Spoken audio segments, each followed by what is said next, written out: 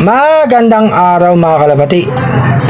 Ayan yung mga ibon natin, nakapagpaligo na tayo at nakapagpa-viewing na ng mga YB natin. Yung iba nakaligo na. Si Padrino ang kulit, titikman yung tubig.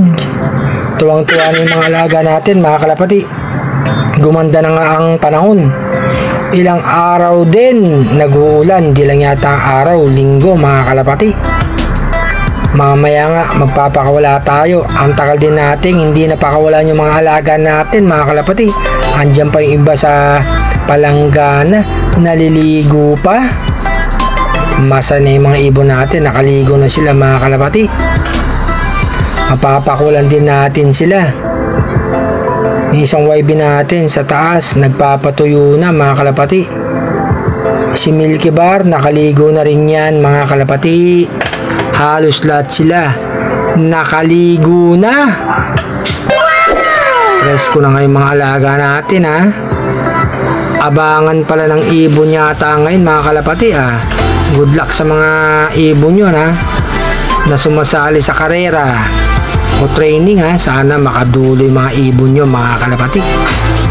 Si Padrino ang kulit talaga, tinitigman yung tubig o yung mga ibang ibon natin, naliligo pa mga kalapati oh. Ayaw pang umalay sa tubigan oh. Gustong gusto maligo mga kalapati. Ibang mga ibon na nga natin nagpapatuyo na. Ang kulit talaga ni Padrino, panay antikim sa tubig. Siguro tinitikman niya anong lasa Padrino. Ayaw mong umalis dyan ha. Panay antikim mo sa tubig ha. Masarap ba Padrino? Papagas-pagas-pas pa tong isang ibon natin mga kalapati. Siya nagpapaaraw oh. Ayan oh mga kalapati oh. At yung YB natin naka-viewing na oh.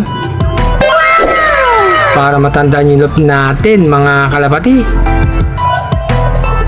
Para may chance na bumalik sa atin pag unang pakawala natin. Kailangan yan i-viewing natin mabuti ang mga alaga natin mga kalapati oh. Ito yung isang batang ibon oh. Si Jose Torres.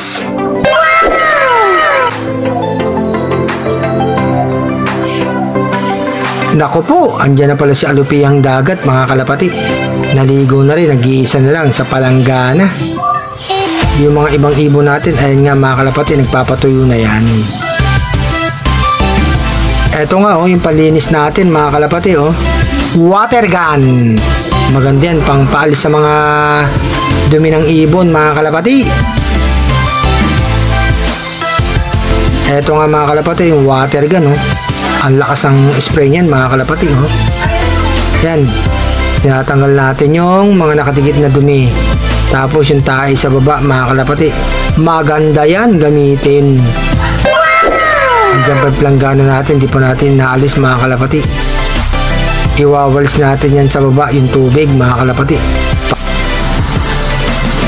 Eto nga mga kalapati, nagparonda tayo ng mga alaga natin oh. After nga nilang maligo, nakapagparonda na tayo. Maganda na nga ang panahon mga kalapati. Hindi lang YB natin, andyan pa sa taas, ay pang lumipad. Ang tagal din natin hindi nakapagparonda. O yan pa mga kalapati oh. Yung alaga natin oh. Masa na yung mga ibon natin, nakaronda na. Itong dalawa ay pang lumipad ah. Mamaya lilipad yan mga kalapati. Ang ganda na nga ng sikat ng araw oh. Ito nga yung tatlong YB natin mga kalapati oh. Binaviewing ko para matanda yung loob nga natin mga kalapati. Ayan si Kalapatis, naglilinis ng kulungan no, para matanggal yung mga dumi ng kalapati.